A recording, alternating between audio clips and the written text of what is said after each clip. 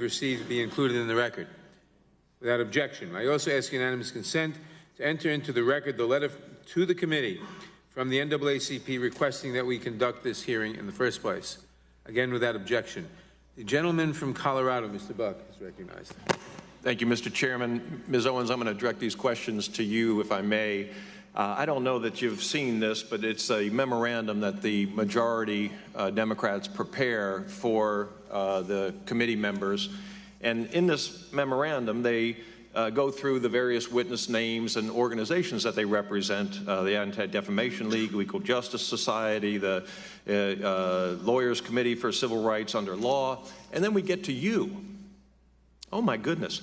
Candace Owens, Director of Communications at the conservative.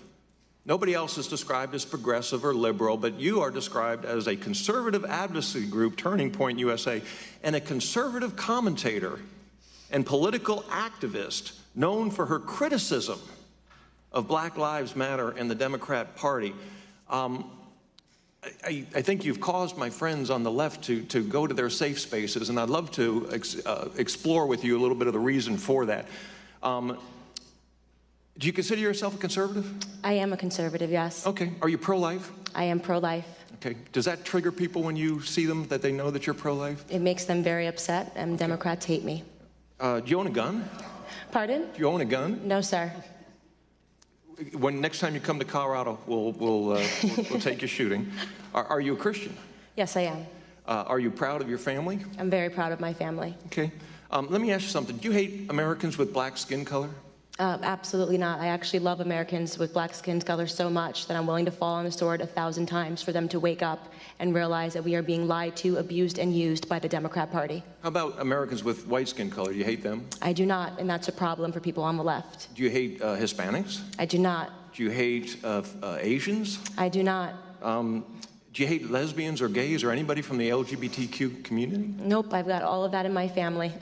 I'm baffled because in the chairman's opening statement, he said that you openly associate with purveyors of hate. Yes, purveyors of hate, by his definition, is anybody that supports the president. I support the president because he's done a tremendous job in helping the black community, despite all of the rhetoric from the media and leftists, which do not want him to be successful. Tell me a little bit about how the president has helped the black community, if you would, please. Well, he's lowered the black unemployment rate. It's the lowest it's ever been in the history. He's getting us off of our feet. We see, I believe the last number I checked was 3.5 million people are off of food stamps, something that the Black Caucus sat down and didn't applaud. Neither did any of the Democrats applaud, because they want a system where blacks are dependent on the government. They are the people that put in place the policies that broke down the black family, and the biggest problem that's facing our community is father absence. In every room that I've been in with the president, he talks about real issues, and he doesn't pander to us. He doesn't do Alexandria Ocasio-Cortez's southern drawl accent and speaking to us like we're slaves. He asks us important questions, and the most important question he could have asked was, Black America, what do you have to lose? Because we were already losing under Democrat leadership. Do you believe that you openly associate with purveyors of hate? I absolutely do not. I have no tolerance for hate whatsoever. Do you believe that college campuses should be open discussions, or there should be open discussions on college campuses for various issues? I absolutely do. You know, I do a campus tour tonight. I'm flying up to the University of Connecticut to continue that, and we are being met with aggressive leftist groups. 3 Antifa chapters have declared they're going to try to shut it down, and we face this violence every day on the left, and nobody ever wants to talk about it.